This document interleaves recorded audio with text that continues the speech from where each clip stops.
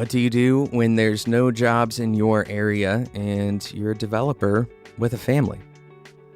That's what we're talking about in today's episode. My name is Jonathan Cottrell, and you're listening to Developer Tea. My goal on this show is to provide you with the information and the insights and to try to answer these really hard questions. Really hard questions rarely have a silver bullet answer. And when I get these questions at developertea@gmail.com, which everyone can always email me at that email. But when I get these questions in, it takes me a little while to work through exactly how I want to present an answer, because most of the time there are multiple answers. Sometimes there is no good answer, and really it's just trial and error. And that's the case for today's question. Today's question comes from listener Joel. Joel says, "Hello, I'm a new dev, about a year in, and I've moved back to my small hometown for my first real programming job. This is awesome, by the way. I love programming, but I can't stand this job. All of the other programming jobs in the area I've seen are basically the same. It's defense contracting, and I'm not really sure what I want to do. My wife doesn't want to leave for a bigger city since we have a family here to help with our young kids, but I'm afraid my career will stagnate if we stay. How would you recommend proceeding? I think remote is really my only option. Thanks for the encouragement and the inspiration almost every other day, Joel." Joel, I think a lot of developers find themselves in similar positions to you. It's one of the reasons I picked your question to answer on the show. Try to pick questions that other people will identify with, and I think a lot of people are going to identify with this situation. You have developed some skills. You have some level of programming skills. In your case, Joel, and other developers who are listening to this, you may have some front end or some back end skills. You may have even picked up some design skills along the way. But the problem is, like millions of other people, you live in an area where there's not really a firm or there's not really a startup, and it's very difficult to find a job. And for those firms and startups that exist in your area, it may even be very competitive for the few people who are getting into that field. Part of the reason for this is because of the turmoil in this industry. In other words, there's a lot of energy being poured into computer science in pretty much every college and in the media. This is a huge push. People are picking up the training and the skill sets in computer science, in programming, in web development, in application programming. This is something that people can learn whether they're in school or whether this is their second career. It's such a field of opportunity that a lot of people see this as a really good next step for them. When they don't really know what they want to do, this is a good next step. However, the grassroots economy or the small town economy hasn't really picked up the same rate, right? So you aren't going to find an application development firm in the average small town in the middle of the United States, because the established firms are usually going to be in bigger cities where they can attract a talent without having to ask them to move. Now, this is a problem that has multiple answers. Some of them really are waiting and seeing, right? We will eventually see smaller kind of mom and pop application development firms pop up. And the truth is, we do have some of these, especially in web design. There's small mom and pop shops throughout the country, because from 2000 onwards, and really from the time that Facebook allowed businesses to be on Facebook onwards, we've seen a steady increase in the demand for digital products, even for very small businesses. The smallest businesses that probably have some kind of web presence, and it's very strange to find a business that doesn't have at least a Facebook page. So these small businesses have created the demand for these basic web services, typically HTML, CSS, JavaScript, and a little bit of Facebook administration knowledge, and you have a client. Unfortunately, for people who want to make a career out of web development, or more specifically, people who want to create a career out of application development, the demand in these small areas isn't enough to create a large company, to create a firm. So you're going to find yourself kind of stuck between a rock and a hard place. But there are some really good parts of that position. And that's what we're going to outline for you today, Joel.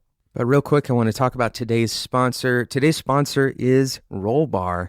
With Rollbar, you can see what errors lurk in your code. Dealing with errors really is terrible, especially in production. Trying to figure out what caused an error in production is incredibly hard for many reasons. You don't get the same stack trace kind of output. Typically, the error page is going to be a generic something went wrong kind of error page. So you end up having to rely on users and having to rely on them remembering exactly what steps they took to actually get to the error. Then you go and try to dig through the logs, and then you have to walk through manually yourself to try to see if you can reproduce the error. And very often you can't reproduce the error, especially for seldom occurring errors. So Rollbar helps fix this problem. It works with all major languages and frameworks, and you can start tracking production errors in just minutes, and you can integrate it with your existing workflow. So you send errors to Slack or to HipChat, or you can link your source code in GitHub, in Bitbucket, and GitLab, and you can turn errors into issues with your favorite issue tracker like Jira or Pivotal or even Trello. So some of the customers, in case you're worried about the size or the scale of this company, some of their customers include Heroku, Twilio, Kayak, Instacart, Zendesk, and Twitch. These are massive, massive companies, and you've probably heard of pretty much all of those companies. So those companies have been successful with Rollbar. You certainly can as well. So go and check out what Rollbar has to offer to you. You can get up and running in just minutes. Head to rollbar.com/developer-T and you'll get the Bootstrap plan for free. That's rollbar.com/developer-T. Thank you again to Rollbar for sponsoring today's episode of Developer T. So we're talking about being in a small town or a town that doesn't really have any application development firms or software development or web development firms, and trying to find a job. And specifically for Joel's case, trying to find a job that isn't in defense contracting. Well, Joel, here's what I want you to do to begin with. First, you need to clear your plate of possibilities. In other words, right now you have a few preconceived notions about what types of jobs you are willing to take or what options are available to you. What I want you to do is I want you to totally clear that away and then start from scratch and think about every possibility, every single possibility that you have in front of you. Of course, it's not really practical to think about literally every possibility, but all of the reasonable possibilities. And I can almost guarantee you, Joel, if you're like most people, you've limited yourself to 2 or 3 simply because they're the most visible possibilities. So I'll give you an example. It's possible that you've decided to limit yourself only to companies that specialize in software, or you've decided to limit yourself only to working with other companies in a full-time scenario rather than working as a contractor. It's also possible, Joel, that you've limited yourself to thinking about the next job move as your final job move, or as the current job as the only job. And you may be thinking about the place that you live never changing, never growing, never having a new firm come in, or perhaps yourself never having the ability to start your own firm, your own agency. A very common issue that people have in a situation like yours, Joel, is thinking through this next move or thinking through their situation as if it will last for the next 20 years. And it's very likely that although a decision you make may affect the next 20 years in some way, that it's not going to stay the same for 20 years. It's almost impossible for it to stay the same for 20 years. So let me walk this out. Let me walk out how this actually affects you. Let's say, for example, that you do decide to work remotely for the next 5 or even 10 years, and then eventually you and your wife decide to move. Perhaps when your children are out of the house, or maybe when your wife's mind changes a little bit, or when a particular opportunity makes itself available to you. This is absolutely possible. You have to remember that the industry is always changing, and therefore the world is always changing with it, right? So that means that, for example, travel is very likely to get cheaper. So remote work is going to be more in demand because if you do need to do a face-to-face day or a face-to-face weekend or even a whole week. That's more easily accessible at a cheaper price in the future than it is today. So strictly from a cost perspective, remote becomes more economically viable in the future for employers. So there may be a company that you want to work for today that is not hiring remote, and they may hire remote in the future, in the very near future even. It's also very possible that your current job, your outlook on your current job, could change drastically. You could start to like your job in the future. This is something that happens all the time, especially as developers become more competent, or maybe the people around them change, the employees that they're working with change, maybe the project changes. This is also a possibility. So Joel, here's what I want you to do. I want you to do exactly what we've already discussed. Lay out all of these possibilities and actually identify realistic possibilities that you may not be identifying now. Think through in terms of year plans, right?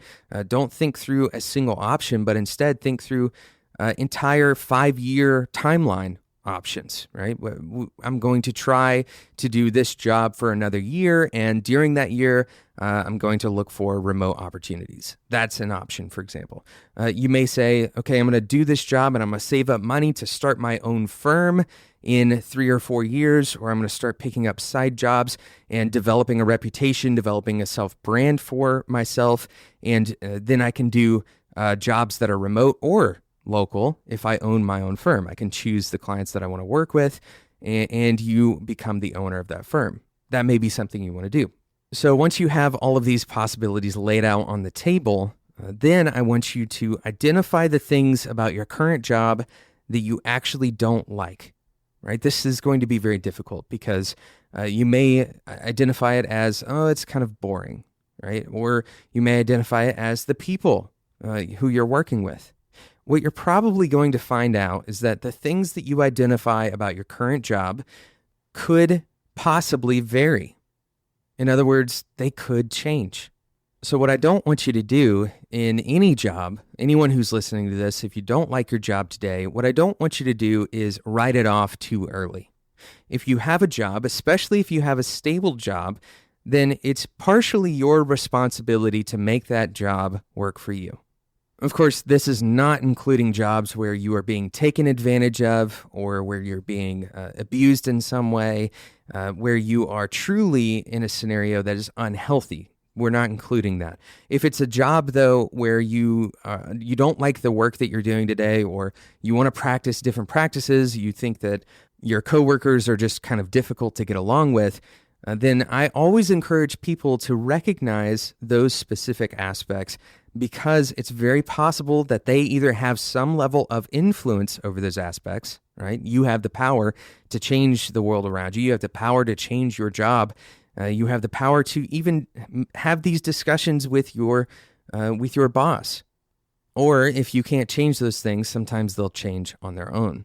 Now, there are definitely jobs that really the subject matter itself just isn't really interesting. It's not motivating to you. And I don't want to downplay that. I do think that is an important aspect of finding a career that you can really buy into.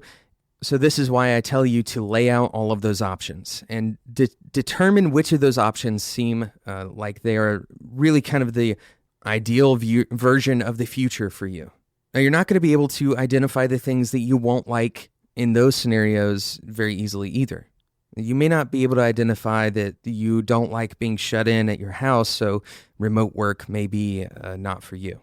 You may not be able to identify the opportunities that working at a particular firm may afford you. You may not be able to identify your financial needs in the future. So keep that in mind as you're evaluating these options, that there are still a lot of things that you can't identify. It's impossible to know the unknown unknowns. But I do have one final piece of advice for you, and that is, don't try to make a dramatic exit. Don't leave the company that you're at now until you have a relatively solid plan. A lot of people shoot themselves in the foot by doing this. They leave their job because they think they don't have enough time to spend learning, or they leave their job because they're really not enjoying it very much. not because of some egregious issue where they're being abused at their job, but instead because they just don't like it, and they leave their paycheck behind. And the problem is, very quickly, your bills are going to catch up to you, right? Very quickly, the reality of your fiscal responsibilities are going to force you into another job faster than maybe you were prepared for. So I'd highly recommend, especially in a defense contracting position, it's very possible that you're well paid right now. I would recommend building up a cushion before you make any drastic moves, and try to create a plan for yourself so that you're not putting yourself in a position of unnecessary stress. Now, I'm going to predict some very obvious questions or some very common questions in scenarios like this. Is remote work okay for a junior? Absolutely. Is remote work a viable solution to a problem like this? Absolutely. How do I find a remote job? This is a harder question to answer, but a lot of it just comes down to putting your feet on the ground and doing the work necessary. In other words, doing a lot of Googling, sending out a lot of resumes, paying attention to job boards, going to sites like Hired. They've been a sponsor of Developer T in the past. There are other job sites that aren't coming to mind because, quite frankly, I'm not searching for a job right now, so I don't know what all is on the market, but that would be something that you would become an expert in. You start looking and finding things that make sense. Now, with this comes the reality that building your portfolio is going to be important. Now, every year that you stay at your current job is another year you get to add to the most important piece of your resume. Hopefully you know what this is. The most important piece of your resume is the number of years of experience, the number of years in the field, actually doing this job.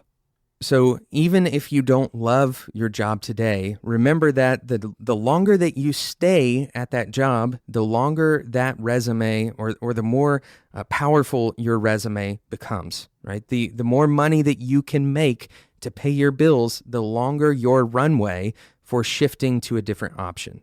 So absolutely, and you're hearing a lot of opinions on this episode. I really do believe that finding a stable solution in between jobs is super important, because the moment that you get behind on your bills, the moment you go in debt, and the moment that your livelihood is threatened, then no longer does it matter whether or not you are enjoying your job. You have to be able to pay your bills. You have to be able to meet that minimum. So you're much more likely to find a job that you enjoy when you have the freedom to say no to jobs that you don't enjoy. In other words, when you are in a position of financial instability, then it's very hard to say no to money. It's very hard to say no to a job that, by all accounts, is good enough, other than you don't really like the thing that you're working on. So keep the job that you have until you find a reasonable solution, a different job that takes its place, that you do really look forward to. So a quick recap of your step-by-step actions that you can take, Joel. Number one, clear your options palette. Clear all of the options that you currently have on the table and rebuild them from the perspective of even allowing the crazy options onto the table. You need to be able to see more of what is available. Don't hold yourself into one or two or three options if there are more to you. And part of that is, this is really step two, create that plan with future years in mind. In other words, don't just look at it as if it is one decision that's going to last for the next 10 or 20 years. Look at it as a series of decisions or a pathway. And that opens up the number of options. That opens up tons of flexibility that you probably weren't thinking about previously. The third thing I want you to do is explicitly identify the things that you don't like about your current job. Be as detailed as possible in this. Make sure you're recognizing, what things are variable, what things could change, and what things almost certainly won't change. And then the final tip, this isn't really a step, but it's a final tip. Keep your current job until you have a solidified plan, a safe plan to move forward. The last thing you need in this kind of position is financial instability. Thank you so much for listening to today's episode of Developer Tea. Joel, I hope some of this has been eye-opening, inspiring, and giving you hope rather than making you feel constrained or otherwise like your options are limited. Really, the world is much more flexible than we often feel like it is, especially in situations like this. So, Joel, I wish you the best in your search, and I would love to hear a follow-up from you. Thank you so much for listening to Developer Tea today. I hope you were inspired. And I hope some of you who are in similar situations are given an action plan, walking away with an action plan from today's episode to solve this difficult scenario for yourself. Thank you so much for listening. Thank you again to today's sponsor, Rollbar. With Rollbar, you can start finding errors that are lurking in your code. Thank you so much again for listening to today's episode of Developer Tea. And until next time, enjoy your tea.